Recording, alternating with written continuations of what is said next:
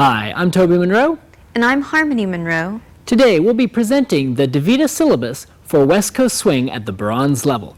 We're looking forward to getting started, so why don't you grab some dance shoes, find a little space, and let's begin. Before we begin learning the steps, there's a few things we should know about our posture, about how we connect with each other, and a little bit about our basic footwork, and then we'll get going with the steps. So let's start with that. Gentlemen, your posture. We're going to think about taking your tailbone to the ground, closing or pulling your ribcage in, taking your shoulders down your back and into your feet. What we want to feel is that we're really pulling those shoulder blades down, and you feel your weight centered in your feet. At that point, take your head, pull it nice and tall, so you've got lots of space between your ears and shoulders, and your weight is now centered between your feet. That's a great place to be. Ladies, let's talk about our posture. So we also want to make sure that the tailbones drop down, and we're going to do that by pulling in the muscles between the hip bones. We're also going to pull in the center, close the ribs, and lengthen the neck so we have a nice straight spine. Now from here, it's great to just practice pulling in the center and feeling how that helps you roll through your feet, because we want to make sure we're in a comfortable position toward the middle of the feet for our good posture. All right, the next thing we're going to look at is how we connect. Most of this dance is done in a single hand hold with the man's left to the lady's right hand. A couple things we want to notice about this. We want to find a nice place where suspension will hold our hand up. So if we were to reach out, take the lady's hand, we feel like we could keep my shoulder and her shoulder back. We're at about the right distance. If we get too far away, the hand comes up, the shoulder goes forward, or potentially even worse, the hips go out. So we want to be at a nice distance where the hand has a nice relaxed flow to it. And really, there's very little tension here. All of the tension is a suspension as we pull our centers away from each other. If we bring our centers in, we can go to a forward connection. We go out to a pull connection.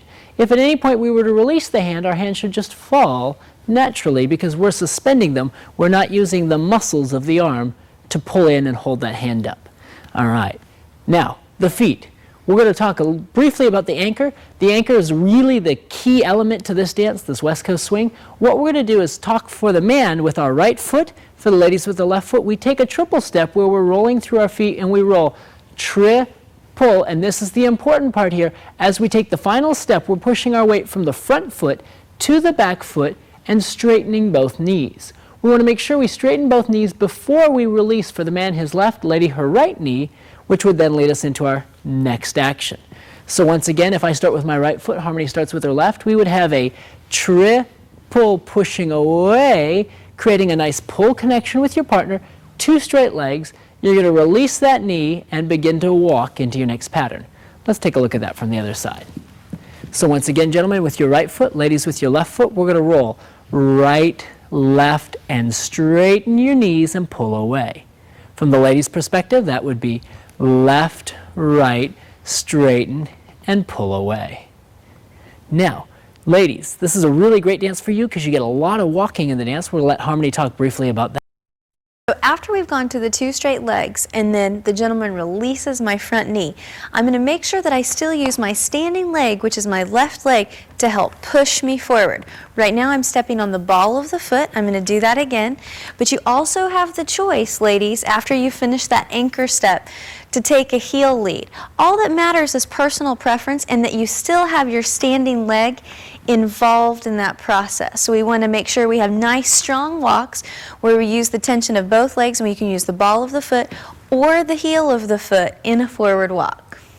Well, we know a little bit about how to walk, we know a little bit about how to anchor, we know how to stand, and we know how we're holding our partner. So I think it's time to get started with the figures.